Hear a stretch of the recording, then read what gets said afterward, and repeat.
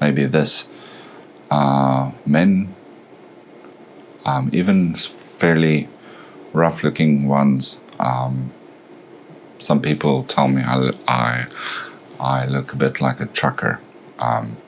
Actually, I wouldn't mind being one at all, but I'm a software engineer. But my hook for today, to try and persuade you to keep watching, is men can have eating disorders. I had one. Maybe stick around and you'll find out more.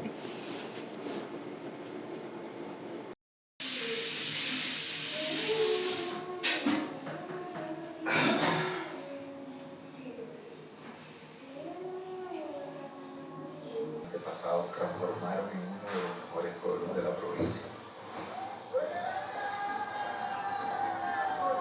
Sacarle buen día, pobre Úrsula. Hombre, vamos a celebrar,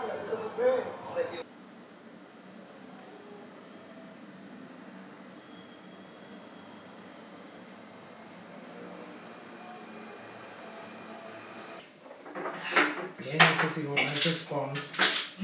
Am I right or am I right, fellas? Chicos, Chicos, cabrones. Y yo.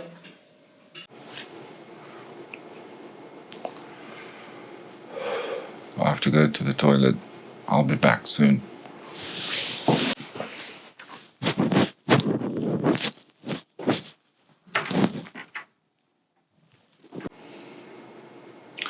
I wonder if I can Google how many times am I supposed to go to the toilet per day for the age of 48. How do we know? How do we score ourselves in terms of going to the toilet? Am I an outlier, statistically speaking? Maybe I'll ask ChatGPT after this. Let's ask ChatGPT. What's the expected amount of times that I should go to the toilet at the age of 48 per day?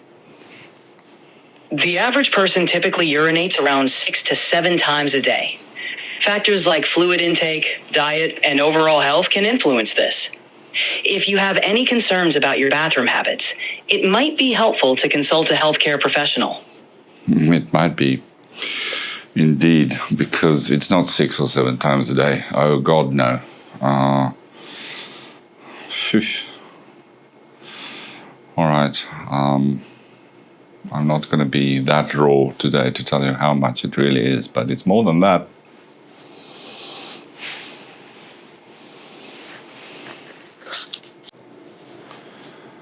I am really chuffed with my setup today. I am projecting a movie onto my face for effect, because today's talk is a bit like a movie of my life. It's a metaphor.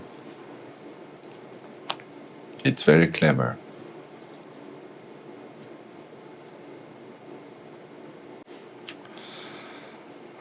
All right, I'm just gonna relax, sit here, relax a bit, be very natural. That's the essence of being on YouTube. You have to be very natural. And if you know me personally, you would know that I'm really not natural. I'm just not very natural at all. I'm quite odd. I was an extremely odd child. Like between the ages of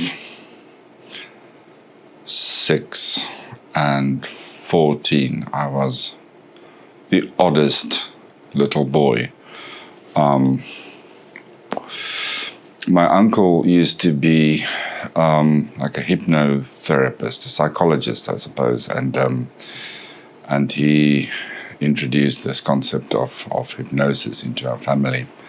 I was absolutely intrigued with this idea. So I started a club in school. This is when I was 8. A hypnosis club. I think you can imagine that this wasn't a very popular idea. It wasn't very successful. So it meant that I kind of had to almost kidnap another child from some other well-established group, pull them towards a quiet spot on the playground and hypnotize them. Yeah. This is the type of thing that made me really stand out as a very odd boy. I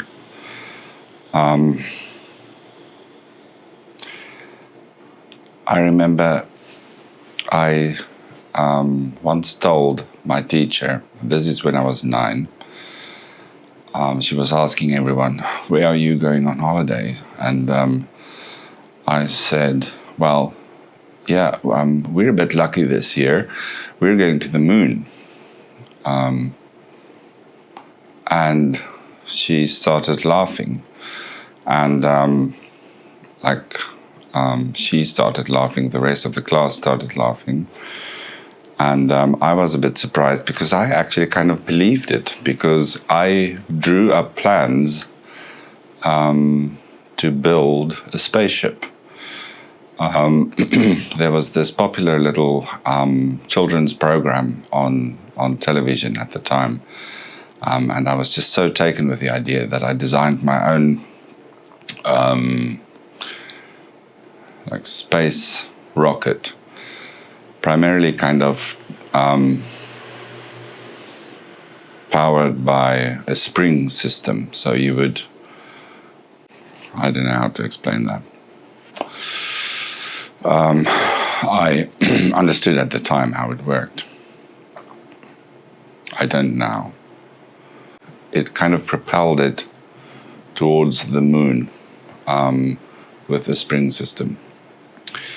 Now, the idea was so sound in my mind that I kind of already advertised the idea that we were going to the moon over the holidays.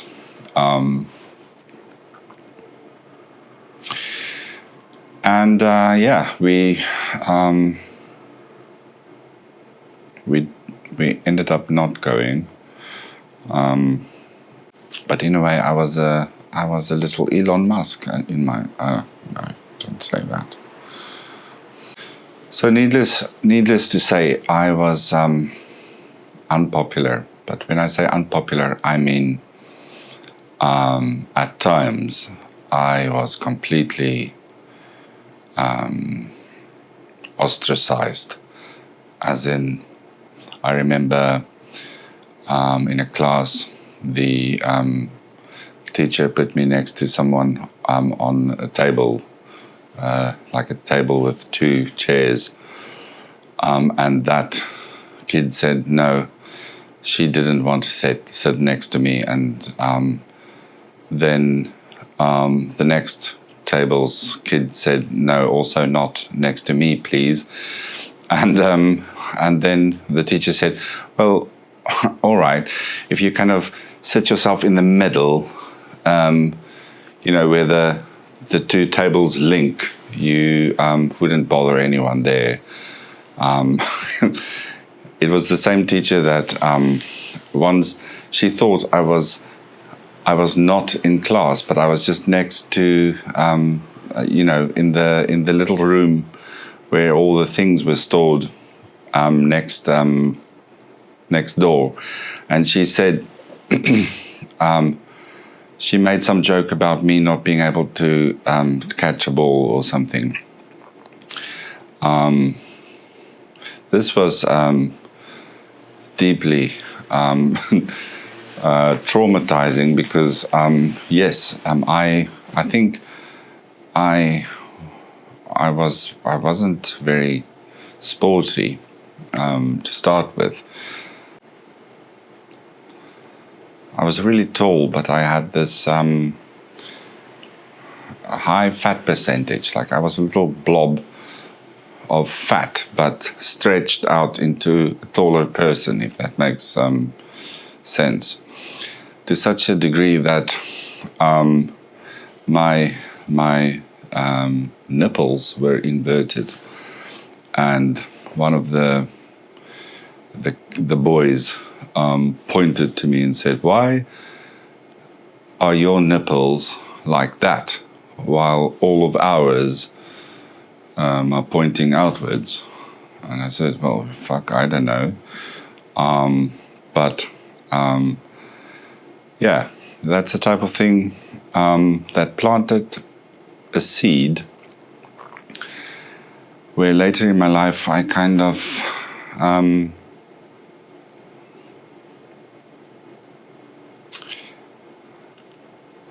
well, fast forward around 15 years where I kind of vomited after meals. I think, I'm still not sure today, but I think I had a full-blown eating disorder. Very conscious of the way I looked. And I guess still today, I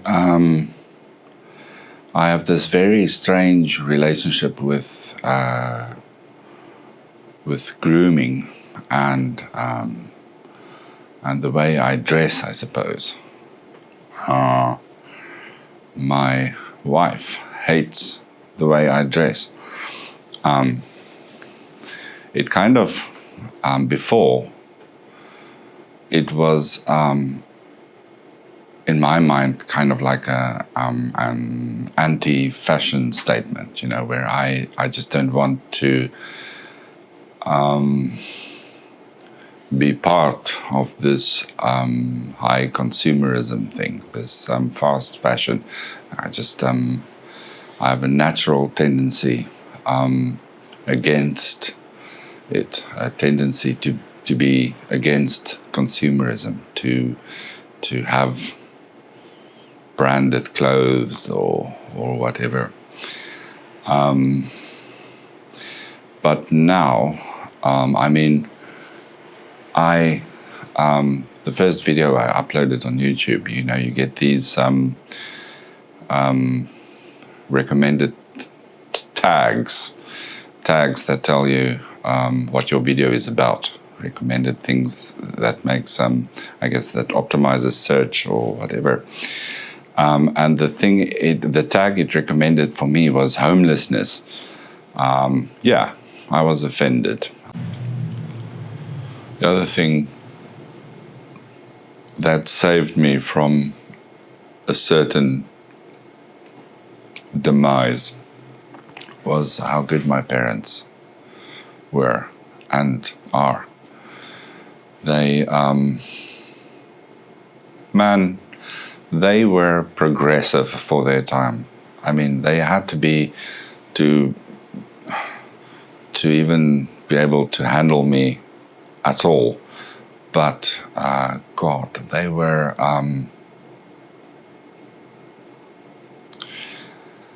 amazing. They still are. My mum checks how many views my videos have all the time. There's not a lot of traffic, so I can follow her doing it because there's a certain pattern where I know it's her. Anyway, don't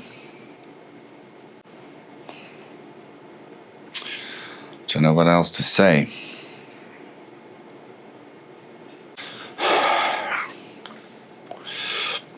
I realize how transactional these YouTube videos are.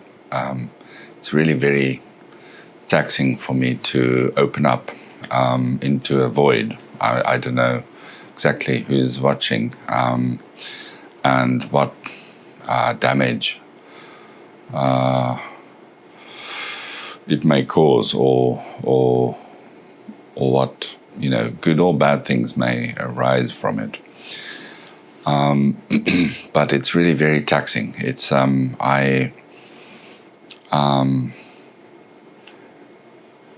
it's terribly difficult to come up with something every week. But on the other side, there's you. You are sitting there watching me, and nobody's paying you to do that. And that's the transaction. You're here to get something. I'm here to get something, and hopefully this transaction can be balanced, and we can both find something. Then it would really help me if you like the video and perhaps consider subscribing to my channel. That is going to be visible to me because I don't have a lot of subscribers at the moment, and I'm going to love you for doing it. And it's really going to help me carry on doing this, to see the progress.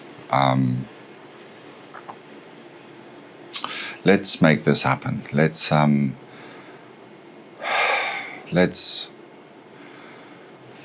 be real.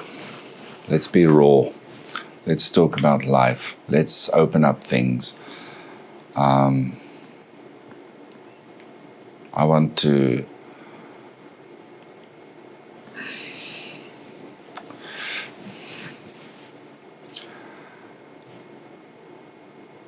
officially open up the era of introverts, anti-heroes,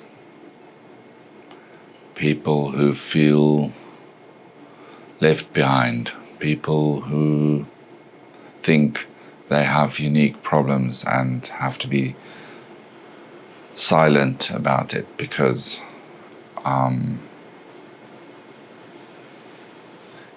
other people don't talk about it. But I want to open up and be as raw as I can, and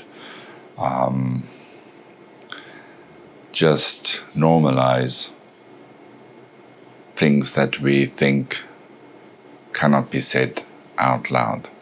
Yeah, and if you watched up to this point, you're in a very special percentage group that makes all of this worthwhile. It apparently helps the YouTube algorithm, and you're the main character in this endeavor. You're the person who helps me to continue doing this, and for that I really, really appreciate you. I love you. Thank you.